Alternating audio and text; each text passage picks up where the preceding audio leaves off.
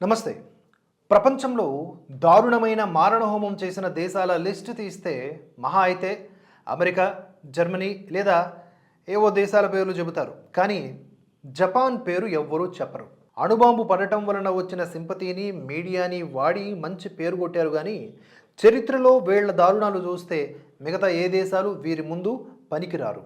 ప్రపంచ యుద్ధం 1, 2 ఆ సమయాల్లో ఈ దేశం అంత దారుణమైన దేశం ఇంకొకటి లేదు అంటే అతిశయోక్తి కాదు.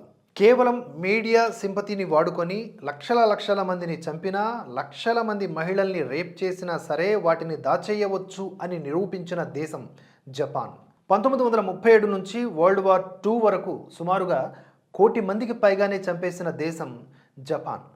కొరియా మీద కంట్రోల్ కోసం చైనా మీద వార్ చేసి గెలవడం, పోర్ట్ ఆర్థర్ మీద కంట్రోల్ కోసం రష్యా మీద వార్ చేసి గెలవడం, వరల్డ్ వార్ Iలో తను సపోర్టు చేసిన వాళ్ళు గెలవడం, ఇలా మంచి ఊపు మీద ఉండటంతో అబ్బో మనకింకా తిరుగులేదు అని వెర్రవీగుతూ ఉంటున్నటువంటి సమయం అది. మొదట 1931లో మంచూరియా అనే ప్రాంతాన్ని జపాన్ ఆక్యుపై చేయడంతో మొదలైంది ఈ రచ్చ. తరువాత 1937లో డైరెక్ట్ షాంఘైని ఆక్యుపై చేయడం కోసం యుద్ధానికి తెరలేపింది. షాంఘై చైనాలో చాలా డబ్బున్న ప్రాంతం. ఎక్కువ టైం పట్టలేదు, జస్ట్ 4 నెలల్లోనే ఆక్యుపై చేసేసినా సరే జపాన్ వైపు ప్రాణ నష్టం బాగా జరిగింది. ఇంకా అయిపోయింది అంతా అనుకుంటా ఉండగా అప్పటి చైనా క్యాపిటల్ నాన్జింగ్ను ఆక్యుపై చేయమని ఆర్డర్ రావడం వలన మధ్యలో కనపడిన ప్రతి ప్రాంతాన్ని దోచుకుంటూ కనపడిన ప్రతి చైనా వాడిని చంపుకుంటూ పోయారు. వారం రోజుల్లో సైన్యము అధికారులు లొంగిపోవాలని చెప్పి ప్రిన్స్ యాషుహికో అసాకా నాయకత్వంలోని జపాన్ ఆర్మీ చైనా ఆర్మీకి ఆర్డర్ పాస్ చేసింది. దానికి చైనా అఫీషియల్స్ చచ్చినా లొంగకండి అని 1,00,000 మంది వరకు ఉన్న సైన్యాన్ని జనాన్ని వదిలేసి పారిపోయారు. మిగిలిన చైనా ప్రాంతాలను ఆక్యుపై చేయడం కోసం ఇదే బెస్ట్ ఉదాహరణ కావాలి అని అనుకుంటా సిటీలో ఉన్నటువంటి అందరినీ చంపేయమని ఆర్డర్ ఇచ్చాడు ప్రిన్స్ అసాకా. చాలామంది సైన్యం పారిపోయినా సరే లొంగిపోయిన 10,000 మంది చైనా సైన్యాన్ని వారితోనే గుంటలు తవ్వించి బ్రతికుండగానే పాతేశాడు. ఉషాయికి ముకాయ్, షుయోషి నోడా అనే 2 జపాన్ సైనికులైతే ఎవరు ముందు 100 తలలు చైనా జనానివి తెగ్గొడతారు అనే పోటీ పెట్టుకున్నారు. ఒకరు గెలిచారు అని తరువాత 150 కోసం ఇలా వరుసగా పెట్టుకుంటూ పోయారు. వింత ఏమిటంటే చైనాలో జరుగుతున్నటువంటి దారుణాన్ని జపాన్ పేపర్స్ ఎంతో గొప్పగా చెబుతూ నిజాలే రాశాయి. కొంతమందిని నరికి చంపి రివర్లో వాటర్ ఎర్రగా పారాలి అనేంత వరకు నరికారు జనాన్ని. తర్వాత కొందరిని సరదాగా ల్యాండ్ మైన్ పెట్టి చంపితే ఎలా ఉంటుందని అలా చంపారు. ఇలా కూడా చంపవచ్చా అనేలాగా రకరకాలుగా చంపారు జనాన్ని.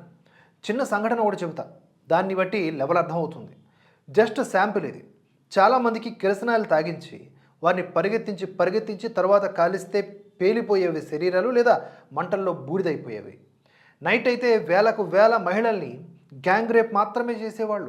రేప్ పోటీలు జరిపేవాళ్ళు జపాన్ సైనికుల మధ్య.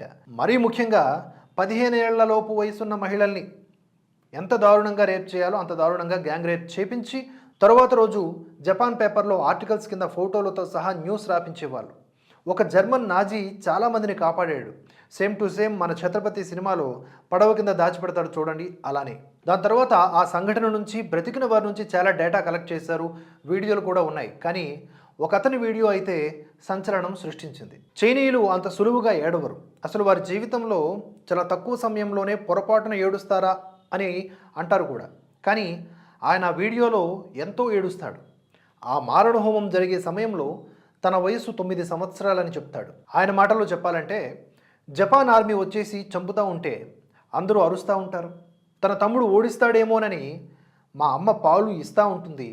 అప్పుడు తుపాకీ ముందు భాగంలో ఉండే కత్తితో 2 సార్లు పొడిస్తే తన తమ్ముడు కింద పడిపోతే ఆ సైనికుడు నా తమ్ముడు కడుపులో ఆ కత్తి తుపాకీతో పొడిచి గాల్లో లేపుతాడు. గుండెల నుంచి రక్తం కారుతా ఉన్నా సరే మా అమ్మ తమ్ముడికి పాలు ఇచ్చింది. ఆశ్చర్యకరమైన విషయం ఏంటంటే ఈ మారణహోమం మీద ఇంతవరకు వాళ్ళు ఒప్పుకోలేదు.